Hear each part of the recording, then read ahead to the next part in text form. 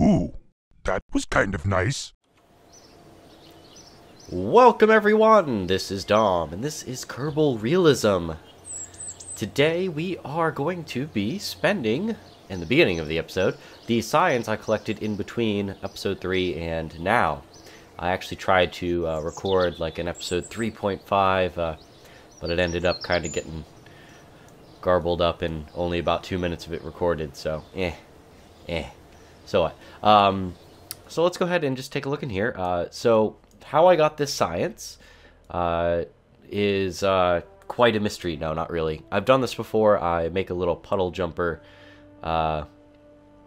vessel, and then I just kind of jump around to the local places. So if you guys want to see how that kind of works, Season 2, Episode 4, if I remember correctly, I have a little montage of me getting science very quickly with one of the puddle jumpers that I kind of throw together. And I use a very similar design in the past couple times I've done this. So I just didn't feel like making a full episode for it again and basically wasting time. So if you guys want to watch that, go ahead and jump over there and jump back. Is everybody's back? Okay, cool.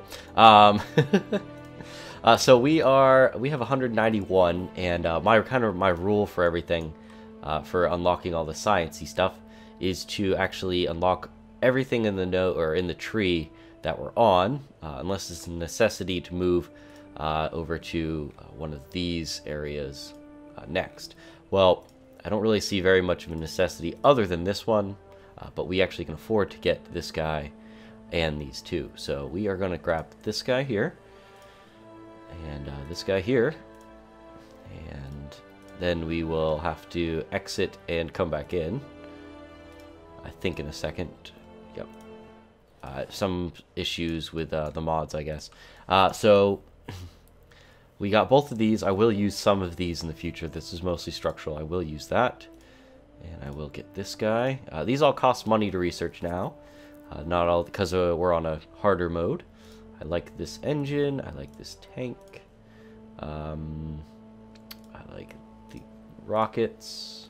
That's all I'm going to need for now. And now what I really want to get is some solar panels.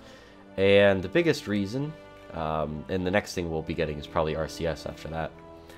The biggest reason I want to get some solar panels is because we will be going in the next couple episodes to the moon and to Minmus, hopefully.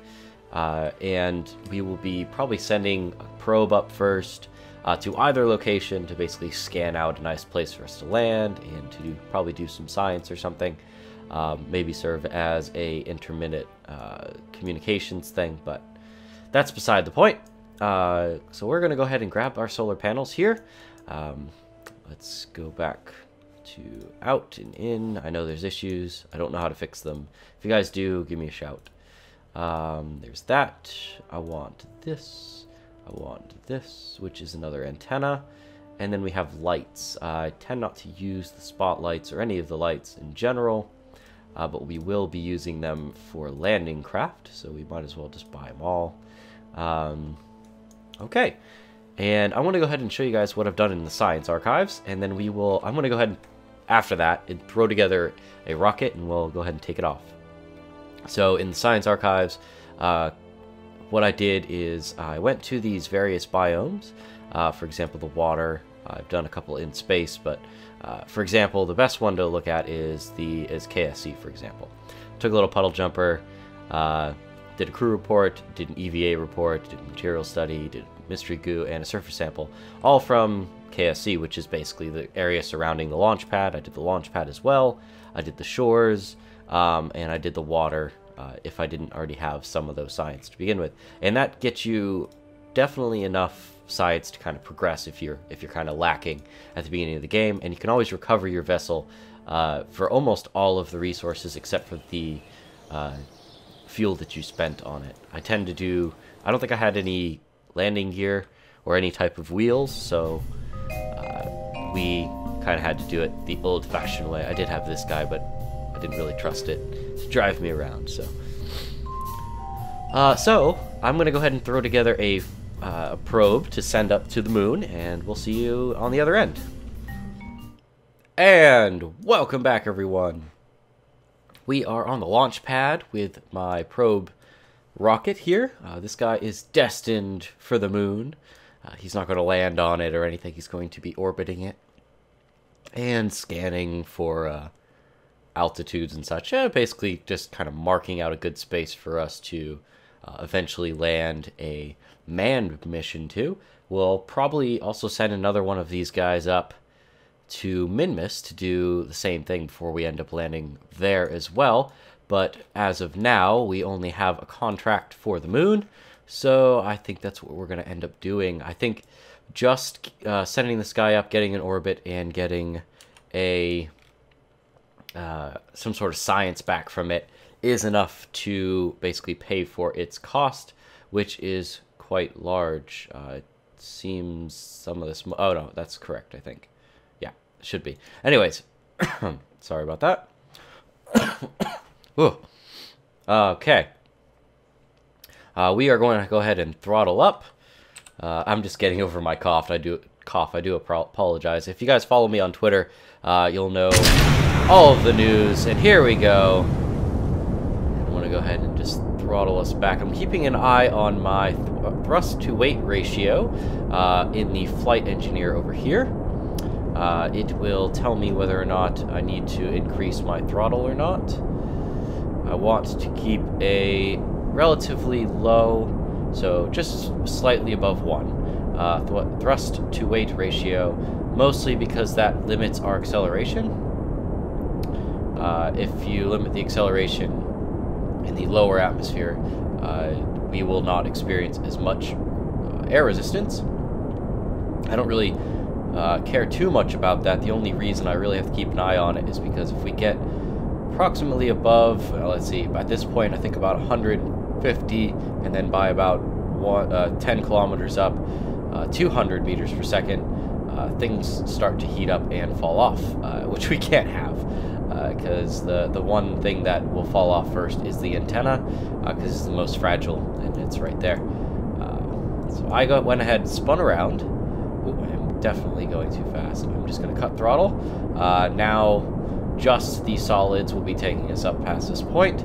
Hopefully that won't hit 200 meters per second before we get to about 10,000. I'm really fighting for this. For some reason I keep on dipping to the left here. I really want to go as center line as I can. It's going to help whenever we get to the moon. I'll just make corrections so we get into more of a polar orbit on the moon, because we're going to be doing surface scans, and the best way to do that is on more of a polar-ish orbit. I'm just going to go ahead and throttle us up now. We reached our, what I call my height limit there for our speed, and staging, getting rid of those guys. They have parachutes on them, and they'll wildly spin out of control. Ooh, man, this thing is really, really touchy in the atmosphere. The wings on the bottom, sorry, the fins on the bottom really allow me a lot of control, but it seems kind of excessive sometimes. Just the amount of control I'm having. I really want to dip over as much as I can towards the horizon here at this point. It really doesn't matter. All I need to do is get into an almost orbit with this bottom stage, which are the two main fuel tanks right here and right here. I do apologize, I'm not really moving the camera or anything. I actually have both hands in use. Now I don't, but my main mouse hand is on the flight stick. So my goal is to bring this guy into a low low Kerbal orbit, and we'll get slightly above, just about to a orbit around Kerbal. We'll ditch the bottom stage, this main bottom stage here, and it will re-enter, and hopefully we'll get some of the funds back for it. Man, my voice is breaking. Hold on. Let me get a drink. Okay. And the top stage, or sorry, this intermittent stage right here will round us out just slightly, and we will be able to use that stage also to burn for the moon. We're going to go ahead and get rid of our fairings now. There they are. And the first thing that we need to do before I... I'm sorry. Before I do anything, I need to point this at mission control and activate it. That's going to help us out significantly whenever we get too far away from the Kerbal Space Center, or mission control, as if you want to call it that. I'm going to go ahead and jump over, and I'm going to spin back to where I'm used to. There we go. And we're going to get ready to do a orbital insertion, I guess, burn. I don't know really what the real wordage for that. Basically, I just want to round out the orbit as best as I can for right now. I have 24 seconds, so I'm going to take another sip. So, on the probe, we'll get to in a little bit. Right now, it has everything that it needs to expose, so all of the solar panels and such. We're going to go ahead and burn now. We're just about close to apoaps here. I tend to try to burn and keep my time to apoaps just about there, kind of a thing. Like, so just about to apoaps. So maybe 3 seconds and such. I feel as if it's as efficient as I am possible of getting, just because I'm not entirely a rocket scientist yet. Would love to be. Okay. For anybody that works at NASA and watches my videos, I live right down the road, and I will be an engineer in March. Not March, May.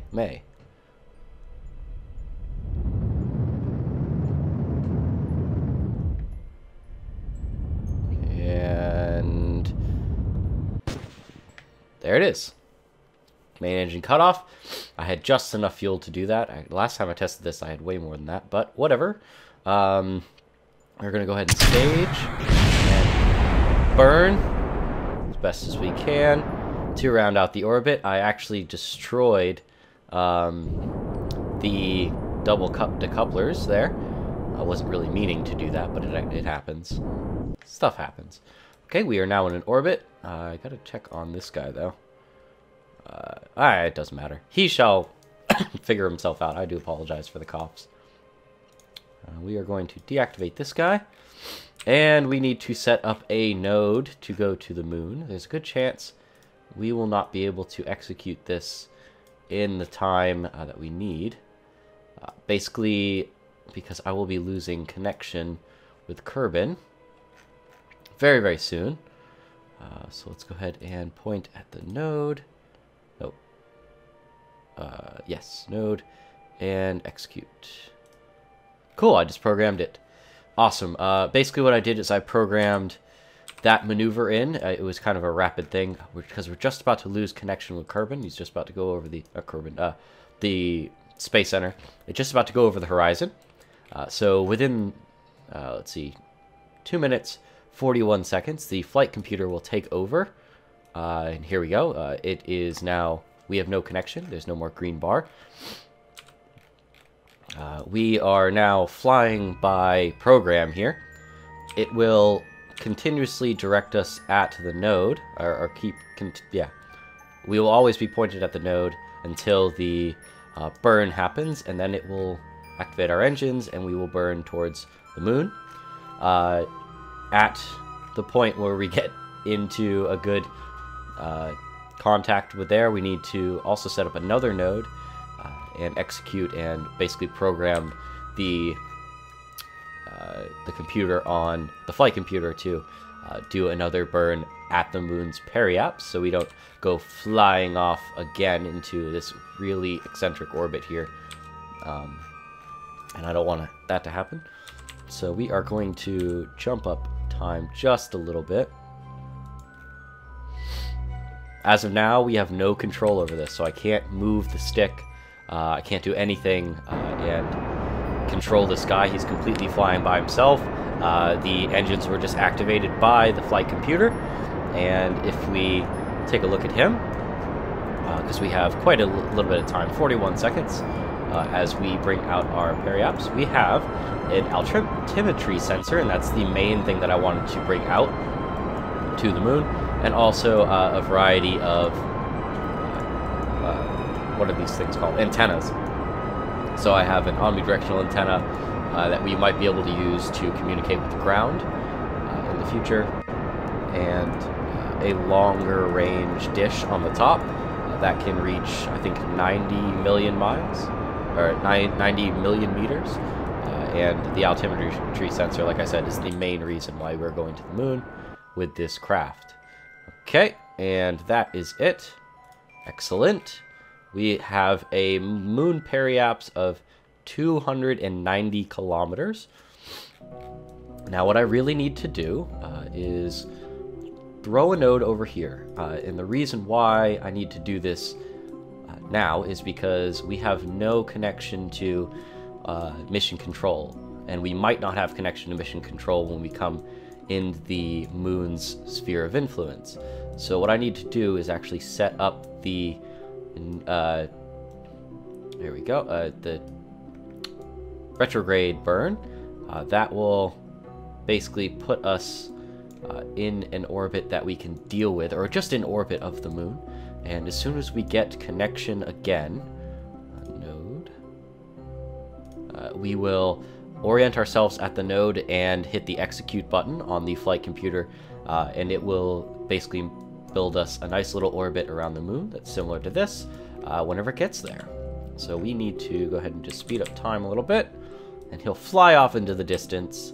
And basically what we're doing is we're really just waiting for time to go by. As Kerbin rotates, we will be high over its skies, and as soon as we get the connection, we can program the flight computer. And there we go. We just established connection with mission control again. Now, the reasoning why I had to activate this dish is because it had a longer range. The antenna that is on here doesn't have the range for this. It's I had deactivated it previously because it just kind of wastes electricity. Now this can reach 45, I think, million meters. So 45,000 kilometers. And that is plenty distance, plenty of time, or yes, plenty of distance to get from the moon to Kerbin, as the moon is only 11,000 kilometers up. Minmus, we will need the longer range dishes to communicate, so that's one of the reasons why I left him on there. We actually might be able to kind of ping signals between the moon and Minmus, and then also from mission control to Minmus, so I think that will work very well, since we have now, for lack of a better term, communication satellite up in orbit. Okay, we have... There we go. We are going to hold our maneuver node as best we can, and we will execute burn in 5 hours, 48 minutes. And I'm going to make you wait. No. Whew. My cough is coming back. I do apologize.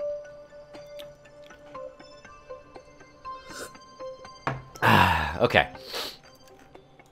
As we approach, I'm going to go ahead and just make a little bit of adjustments to here because it's a little bit easier to see. Actually, I can't do that. Huh, I don't think that worked.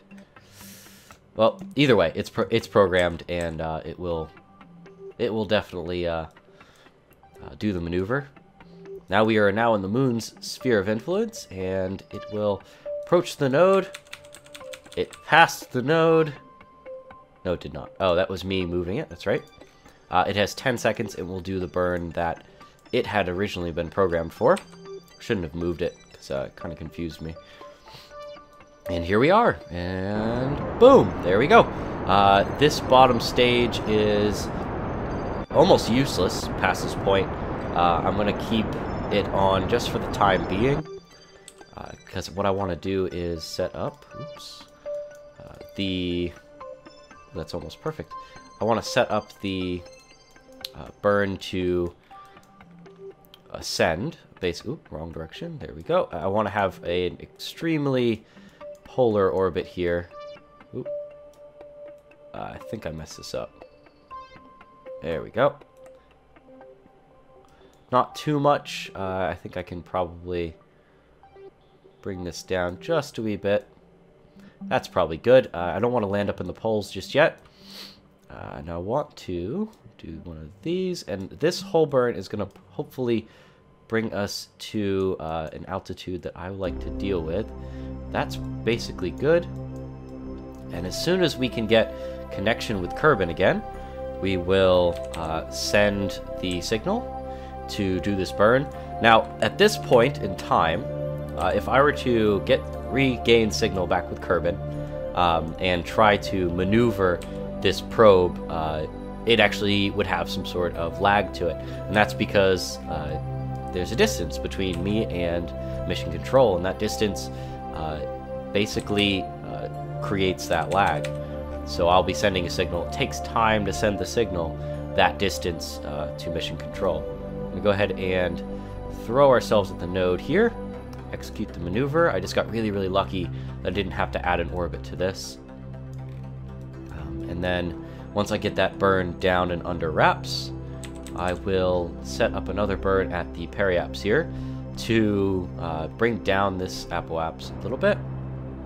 Really, really want to get a nice and almost circular orbit relatively low to the moon.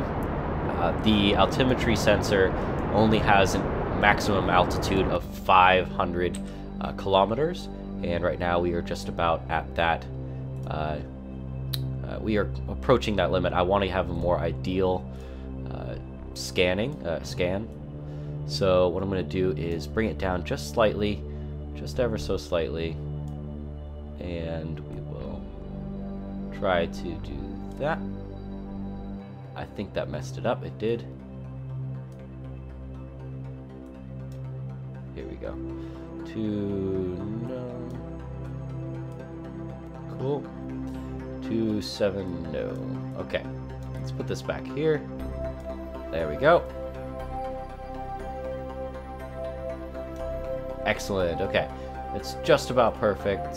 I'm going to make another minor adjustment, and look at that. Almost perfectly circular. We will go ahead and program the node. We'll point at node. Here we go. And then execute.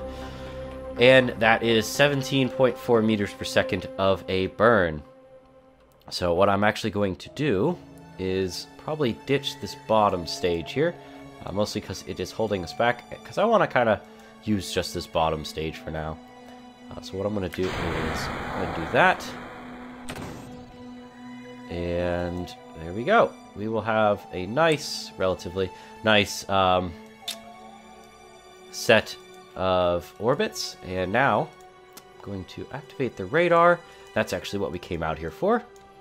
I'm going to activate our second antenna, and we'll make it point towards the moon. I think that's a good idea. And then activate. And then this should be towards an active vessel. And I want to see how well... Okay, good. My charge is perfectly fine. And it says my altitude is ideal for my altimetry sensor. So we are within the limits of not too low and not too high for altimetry, but I really wanted to round off the orbit.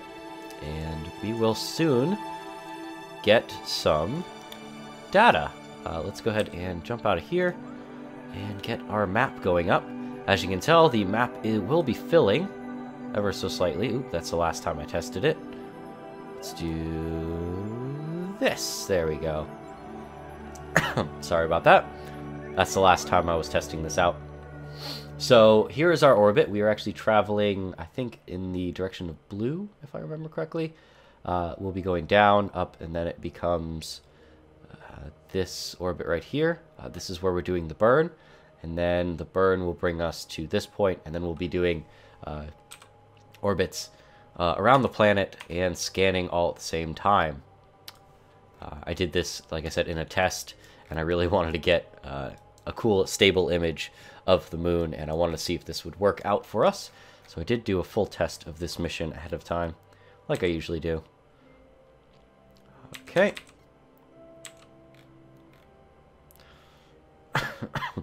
And here we go. And boom. Excellent. I think I need to redo this a little bit, mostly because I think it had calculated the burn when it was heavier.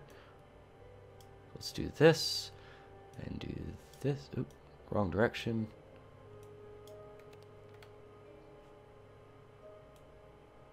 push these back and forth. And that's a good finagling. That's perfect. So let's go ahead and set the flight computer.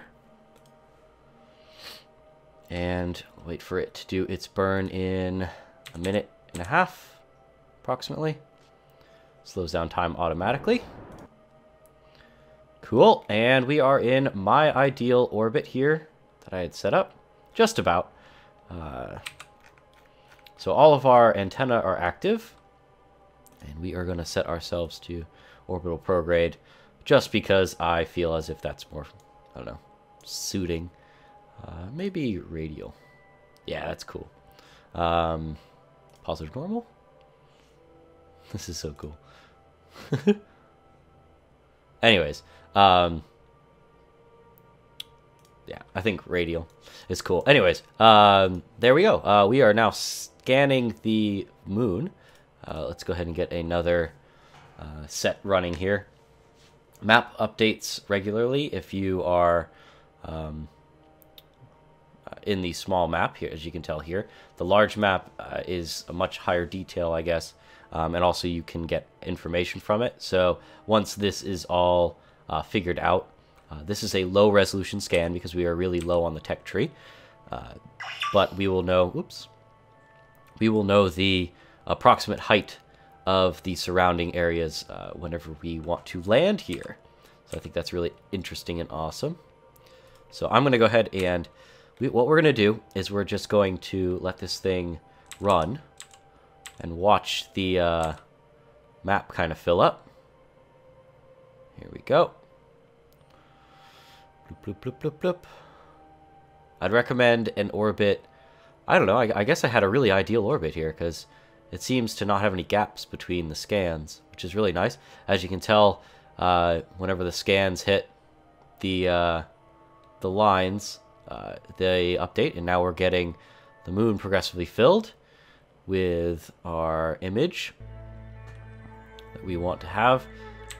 So if we hurry this up even more, it will fill it up.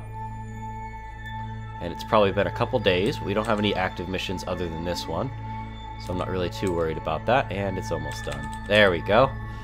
That should be plenty for me. So, there are two things that we can do now. Now that we've launched... Ooh, something was destroyed. Oh, it was the decouplers. Oops. Let's go ahead and look at our mail here. Our large... radial decouplers. Good. That's one of our solid rocket boosters. There's another solid rocket booster, and this was recovered as well, which is worth a lot of money, 7,200 monies. And now we have also one of our parameters for our main mission, which is to explore the moon. The moon mission specifically had 4 parts: achieve orbit, transmit or recover scientific data from space around the moon, land on the moon, and then transmit data from the surface, or retrieve it. Now, this probe is set up to transmit data from the moon. We can use the altimetry scans that we have and basically beam them back to Kerbin and use that as science data. So we have 43.5 science that we can get 100% transmit score for. So there we go. Lots and lots of energy to use that to do that. And we are done. Perfect. That should be another set of the contract filled. Explore the moon for transmit or recover scientific data. So those two things more or less paid for this mission, and also it paved the way for our future moon landing, because we can't always make money on every mission, but we try. So that's going to be it. Hope you guys enjoyed, and this is more or less a tutorial into getting something into orbit with using remote tech and using the ScanSat mod itself to do scans and other things. So let's go ahead and bloop bloop. Here we go. Our map's gonna fill. As you can tell, I can figure out if you look in this area. I know it doesn't show anything, but it shows you the relative height above, I guess, sea level for that planet at those points. And this is a low resolution scan from ScanSat. So thank you guys for watching, and I will see you in the next one. Bye bye.